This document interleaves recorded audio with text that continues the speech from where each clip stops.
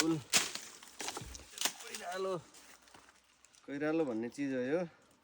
हाम्रो गाउँतिर यसलाई घाँसको रूपमा एकदम राम्रो घाँसको रूपमा डाले घाँसको रूपमा पनि प्रयोग गरिन्छ र हामीले परम्परादेखि नै खाँदै आएको यो कोइरालोको फुल स्वास्थ्यको लागि एकदम राम्रो मानिन्छ र एकदम खानको लागि पनि बहुत टेस्टी हुन्छ।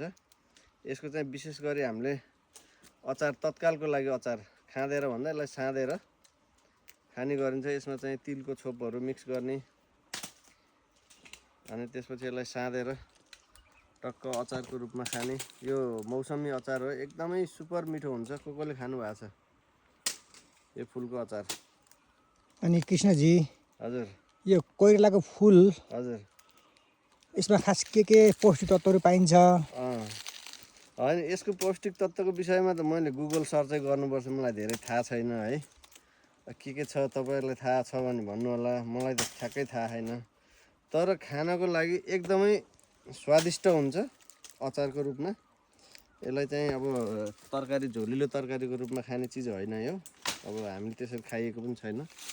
यसलाई अचार हल्का बोइल गर्ने अनि चाहिँ नि यसमा मरमसलाहरू मिक्स गरेर अचार चाहिँ बनाएर तत्काल खानको लागि चाहिँ एकदमै मिठो हुन्छ। यो पछि लामो समयसम्म पनि यसलाई गाडेर राख्नको लागि यस्तो खालको जुन यो ठुङ्गा छ यस्तो खालको त हुन्छ होला होइन। यो मैले प्रयोग गरेको देखाएको छैन, थाहा छैन, सायद हुन्छ पक्कै पनि। अब हामीले अचारहरू विभिन्न चिजका अचार खाँदेर राख्ने गरिन्छ, खाइन्छ होइन। अब यो फुलिसकेको फुल चाहिँ त हुन्न जस्तो लाग्छ मलाई। यो अहिले तत्काल खानको लागि त राम्रो हुन्छ एकदमै। खाँद्नको लागि चाहिँ यस्तो खालको ठुङ्गाहरू राम्रो हुन्छ होला। एकचोटि यसपालि चाहिँ खाँदेर पनि ट्राई गर्नु पर्ला जस्तो छ।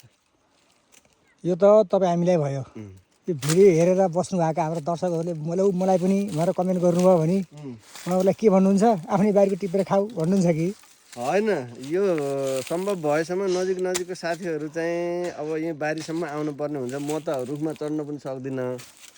अब रुखमा चढ्न सक्ने मान्छे हुनुहुन्छ, कोइरालो खान मन छ भने चाहिँ आउँदा हुन्छ। हाम्रो बारीमा यो मात्रै होइन, धेरै रुखहरू यसरी फुलेको छ। यहाँबाट अलिकति टाढा छ, हामीले अहिले सायद क्यामेराले क्याप्चर गर्दैन होला। तपाईँले आँखाले देखिराख्नु भएको छ, यो तलतिर सबै कोइरालोहरू मजाले फुलेको छ। अब कहाँदेखि मलाई पनि भन्नुहुन्छ, अब नजिकै हो भने त अब सम्भव हुनसक्छ होइन। अब टाढादेखि मलाई पनि भन्नुभयो भने त यसलाई डेलिभरी गर्न अलिकति गाह्रो पनि हुनसक्छ, किनकि धेरै टिक्ने खालको चिज पनि होइन।